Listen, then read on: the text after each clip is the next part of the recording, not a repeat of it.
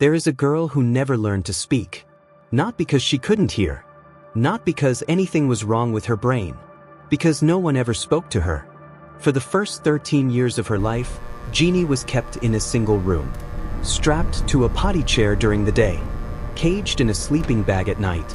Her father beat her if she made a sound. So she stopped making sounds. When she was discovered in 1970, she weighed 59 pounds. She couldn't straighten her legs. She couldn't chew. And she had no language. Not a word. Not a gesture. Nothing. What happened next became one of the most important and disturbing chapters in the history of human science. Because Genie didn't just reveal what language deprivation does to a child. She revealed something far more unsettling. She revealed what a human being actually is without it. For most of history, people assumed language was something children simply acquired. Like walking. Like teeth. Given enough time, it would arrive. But in the 1960s, a linguist named Noam Chomsky had proposed something different. He argued that humans are born with a built-in capacity for language. A kind of biological scaffolding in the brain, already shaped for grammar, already tuned to the structure of speech.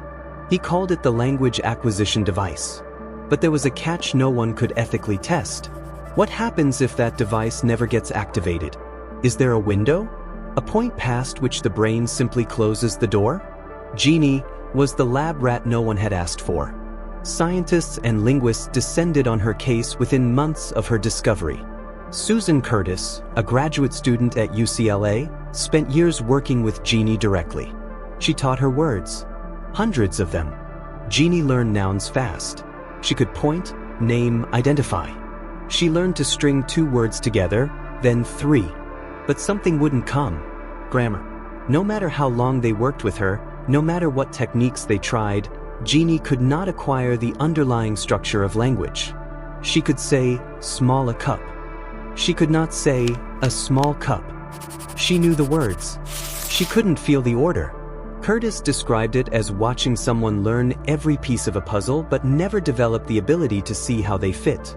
And the reason, the neuroscientists eventually concluded, was timing. The brain has what researchers call a critical period for language acquisition. A window, roughly from birth to puberty, during which the neural architecture for language is built. During this window, exposure to language doesn't just teach a child words. It physically shapes the brain. Miss that window, and those circuits don't form. Not partially. Not weakly. They don't form. Brain scans of Genie showed that she was processing language almost entirely in her right hemisphere. In nearly every human being on the planet, language lives in the left. Her brain had tried to compensate. It had recruited whatever it could find. But the architecture that should have been there was absent. The window had closed. The door had shut. And nobody had been on the other side when it did. But here's what stays with you about Genie. It wasn't just language she had lost. The researchers who worked with her described something harder to name. She understood the world around her in fragments. She felt things intensely: curiosity, frustration, warmth. She formed attachments. She had preferences and desires and a personality that was unmistakably her own. But she could not sequence. She could not think in cause and effect. She could not plan beyond the immediate moment. She could not tell a story about herself. And this is the part that changes how you think about what language actually is. Because we tend to assume thought comes first and language follows.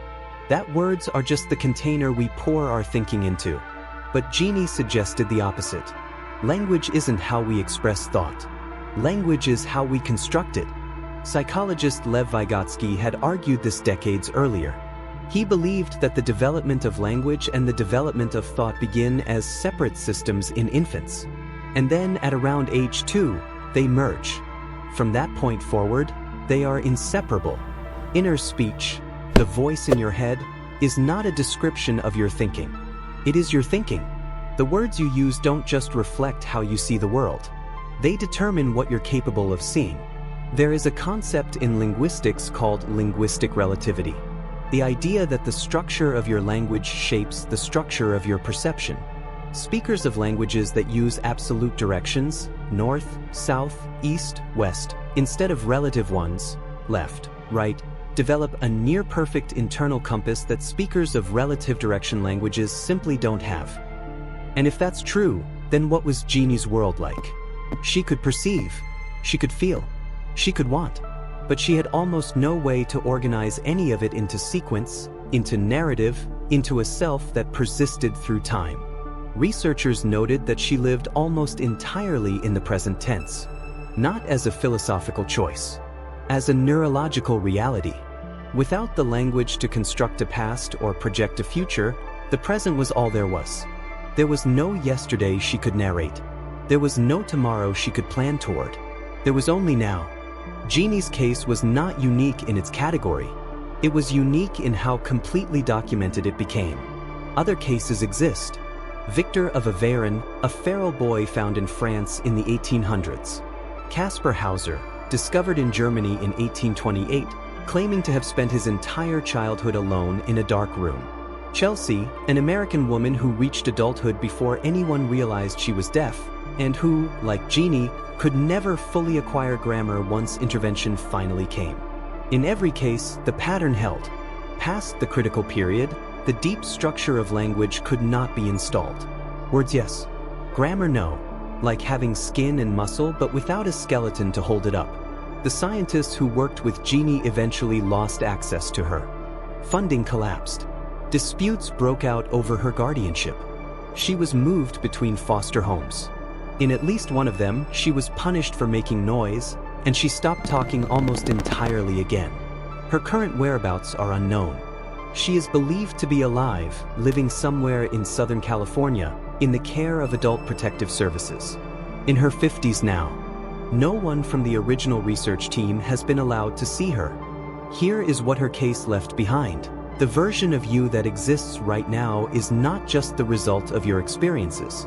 It is the result of your experiences arriving in the right order at the right time inside a brain that was ready to receive them. The language you think in. The categories you use to organize the world. The voice in your head that narrates your life. None of that was inevitable. All of it was built during a window. And the window is now closed. Genie didn't fail to become fully human.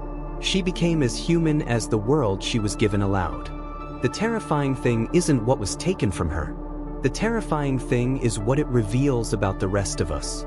Everything you are was assembled in silence, in the first years of your life, by a brain you have no memory of having. The person doing the reading right now is the result of a construction project that finished before you were old enough to know it was happening. You didn't build yourself. You were built.